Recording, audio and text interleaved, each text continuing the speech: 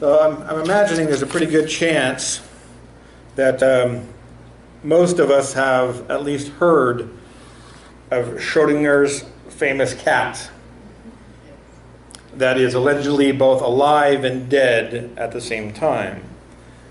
And we know the internet's heard of them because, the internet loves all things cats. And there's no shortage of memes referencing Schrodinger's cat.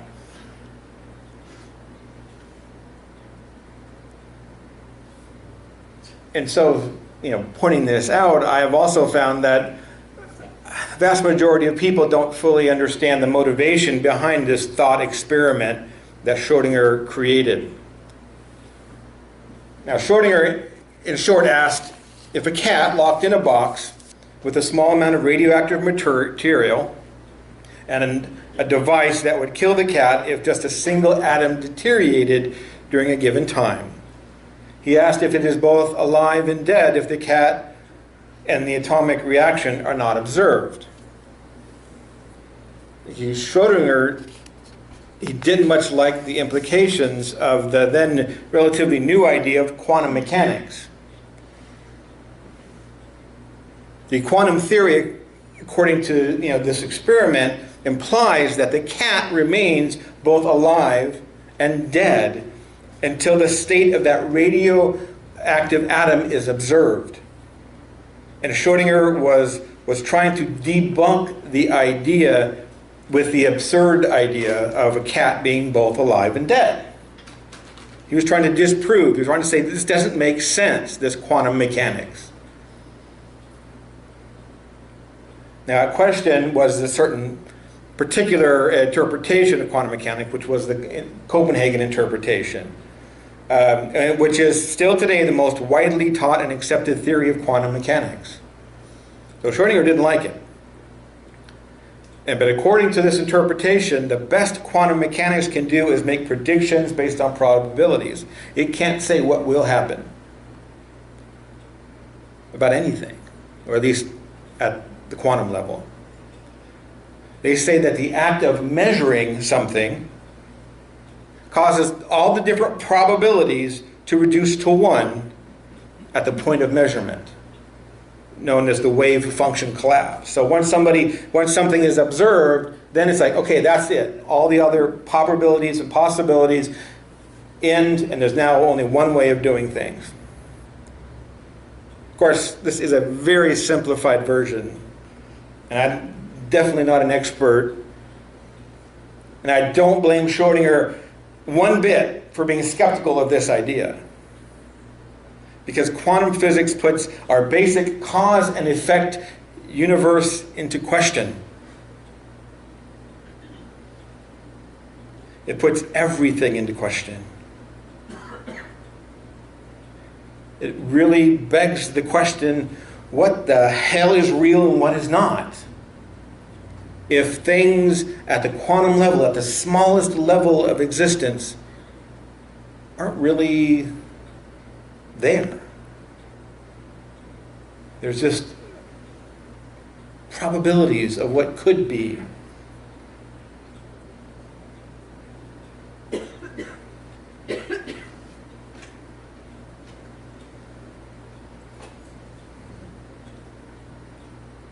And when we ask that question,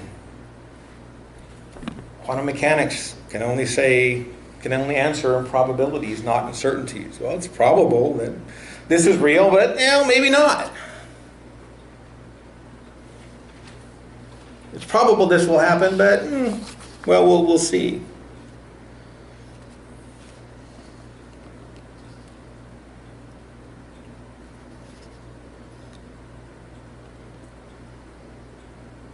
Now, the same idea kind of works with light. Is light a wave or a particle? Of course, the answer is yes. It is both.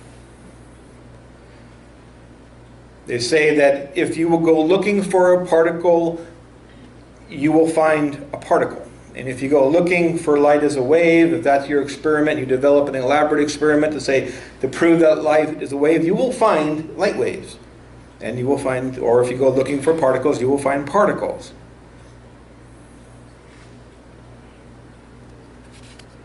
A handful of scientists, however, they said, okay, if it's both, we should be able to prove it. If it's both a wave and a particle, then we should be able to prove it. And according to them, this is a picture that they took proving that that light is both a wave and a particle. We're going to have to take their word on it, right?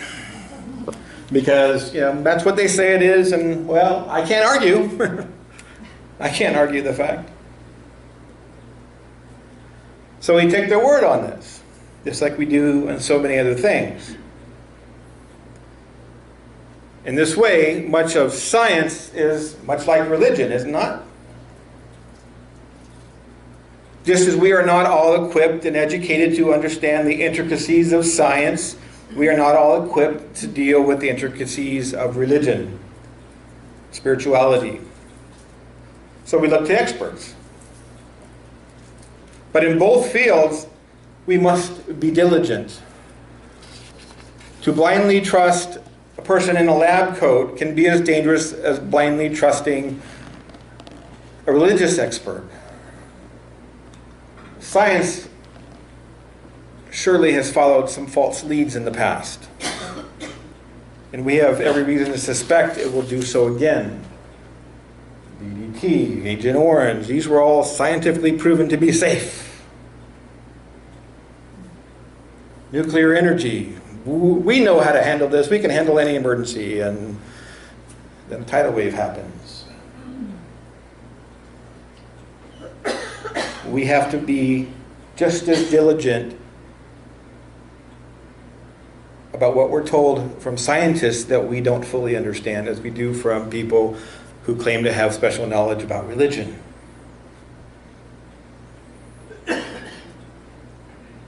Scientists are just as easily corrupted by money and power as religious leaders, I would say.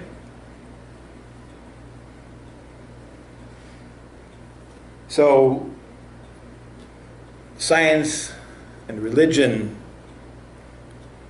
for me, they are not arguing against each other. They actually are both complementary. They work together. They're both ways of understanding the world, relating to the world. And with all that being said, let us consider the words of Christian reformer Martin Luther, who wrote that God writes the gospel not in the Bible alone, but also on trees and in the flowers and clouds and stars.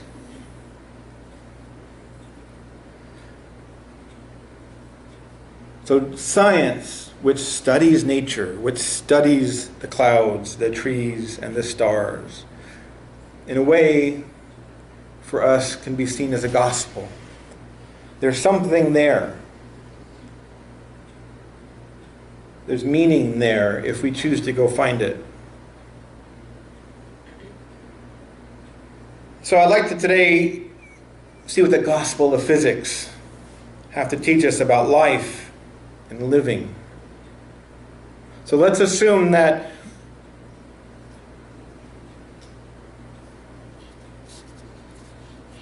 we live in both and we live in a both and reality, as opposed to the either or dualistic way that most religion views it, or most people actually. So let's assume that because we humans are part and particle of the overall system of existence, that our actions and our thoughts, intentions and feelings really do affect this interdependent web of existence that we like to talk about. We're a part of it. So we affect it. That's one of the lessons of quantum mechanics. We affect the system that we're studying. So let us also assume that the universe is in a constant state of flux, constantly in motion, always in a state of becoming. That is another lesson of quantum mechanics. So when I think about these ideas, when I read these ideas and contemplate them and try to figure them out, I'll be honest. When I contemplate the universe implied by all of this, I keep getting stuck on how much it seems to resemble certain philosophies from the East. The 42nd chapter of the Tao Te Ching states, Tao gives birth to the One. Once the One gave birth to two, two gave birth to three, and three gave birth to all myriad things. So I'm going to stop there. Now when I read this, it brings to mind what we now call the Big Bang. The origins of our universe from which all things, including us, were born. Out of the One, the Tao, the unity of that perfection of energy, the way of things. That gave birth to two. It split, and then split and split and split, and continued splitting over and over again. In the smallest fraction of time that we can't even imagine it.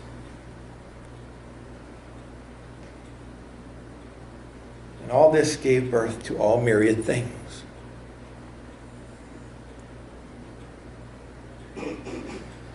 Now what is called the Tao can be seen as the eternal no-thingness that pre-existed this universe and gave rise to all matter. That which we can't describe because we don't know what pre-existed the Big Bang. We can only guess. We can't test, so we can't know. That is the Tao. So the Tao Te Ching, chapter 42, continues. All the myriad things carry the yin on their backs and hold the yang in their embrace, deriving their vital harmony from the proper blending of the two breaths. Now the symbol, the yin and yang, is well known. And it is for me the perfect symbol for helping us understand the implications of modern physics. Now most of us are probably familiar with what the two sides represent. Yang being positive, light, active. Yin being the complementary forces of negative, darkness, and passive. Now it's important to understand that these are complementary. In Western philosophy and religions, these forces tend to be pitted against each other in a battle of dominance of good versus evil. But in this philosophy, they are complementary because all is one.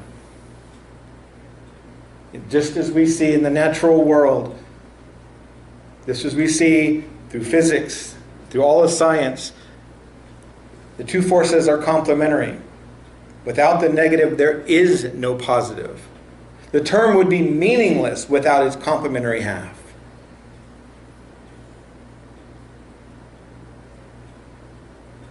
So both yin and yang are necessary in equal parts of the whole. But beyond those basic meanings of this symbol, there's much more depth that's going on here. There's a circle that goes around the whole thing, which reminds us that both yin and yang, all is one. The dots indicate that nothing is absolute. In yang, there is yin, and in yin, there is yang. The seed of one is always in the other, creating the movement that is implied by the shapes. And at the very center there, the very center of the symbol is Wuji, or the still point. It is the calm in the midst of the storm. It is stillness surrounded by motion.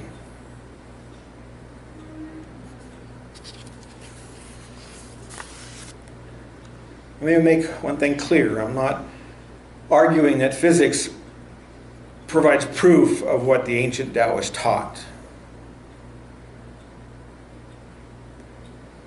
All I can say is, at least for me, I see a strong correlation between what the ancient Taoists learned from their close observation of the natural world and what modern physicists are finding today. That this motion, that this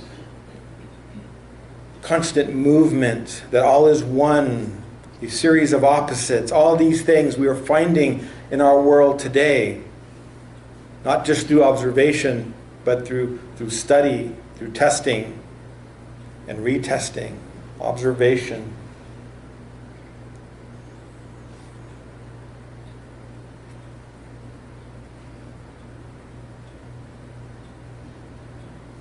Now, the biggest difference between the two is that Taoists made their leap from observation, what is, and then extrapolated an ought.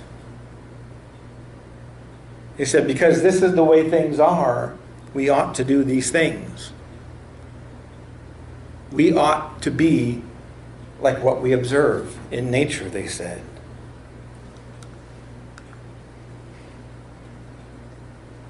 The Taoists recognize that because we are part of this system, we are one with yin and yang, then it only makes sense to work within that system instead of against it, which tends to be human tendency. Because we think we're an individual. And we think, well, I know better than nature itself. I know better than anybody else. I know best. And every time we think that way, nature has a way of proving us wrong.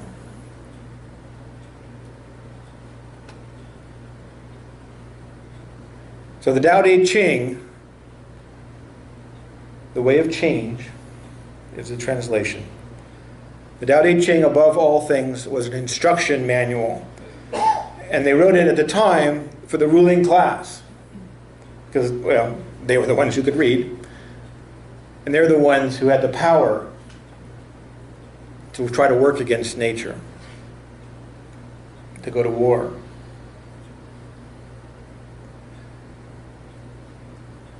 They had the power over people.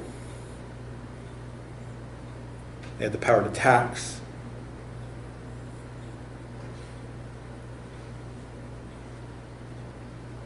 And they had the power to help. So as an instruction manual, the second half of the chapter I read earlier states, what is more loathed by men than to be helpless, little, and worthless? And yet these are the very names the princes and barons call themselves. These are obviously Chinese princes and barons, not Europeans. Truly, one may gain by losing, and one may lose by gaining. What another has taught, let me repeat, a man of violence will come to a violent end. Whoever said this can be my teacher and my father. So a lot of the chapters are broken down like that in the Tao Te Ching, with an observation of the natural world, the way of things, and then what we should learn from that, what we could learn from that. Like I said, the word Tao means way. It is the way of nature. And it tries to teach a way to live. In this, the gospel of nature, the gospel of physics, still trying to teach us. It is forever revealing new truth. It's revealing things about our world that the ancients could never imagine. We have access to far more knowledge. And so, just as the Tao Te Ching contains much wisdom, written at a time far different than our own. And some of that wisdom is timeless, but some of it is specific to the time. So I'm wondering if we as Unitarian Universalists, who like to say revelation is not sealed, that truth can never be summed up in a single book for all time and for all circumstances. I'm wondering if modern science, which is exceptional at telling us how things work, wondering if we could extrapolate some lessons from that. Because science doesn't say why things are, doesn't even try to. That's not part of the scientific method. So it's up to religion, which I believe that is the role of religion, to look for the why implied by the how. Or philosophy, if you prefer. But we are a religious community. Just as the ancients looked at nature for clues on how to best live, I think it falls to us to do the same. I believe that it is the role of the religious community to help us figure out how best to live in the world. When we look for particles in light, we find them. When we look for waves, we find them too. So we conclude that light consists of both waves and particles. Perhaps our reality is similarly shaped by the perspective from which we are looking. And our expectations define our experience of life. So a healthy religion, a healthy religious community helps us find meaning in the apparent meaningless of the universe. And it helps us to expand our perspective so that we are not forever locked into the limits of our own single perspective, our own limited expectations. We learn from each other. And from your experience, I learned a different part of the universe. And say, I hadn't thought of it that way. Well, you really made me think. Or how do you know that's true? We learn in this way.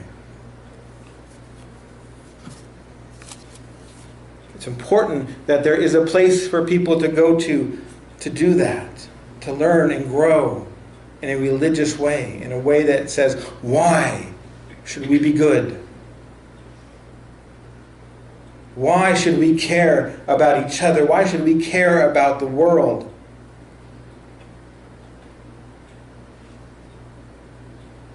In a few minutes, we will be singing Amazing Grace. To fully appreciate this classic hymn, it's important to know its history. It was written by John Newton, who had a religious experience that ultimately turned him from a captain of a slaving vessel to an Anglican priest and Britain's leading abolitionist. His religious experience and his religious training helped him to see outside the box of his own experience, and so recognize the immorality of his former life. He truly was a wretch.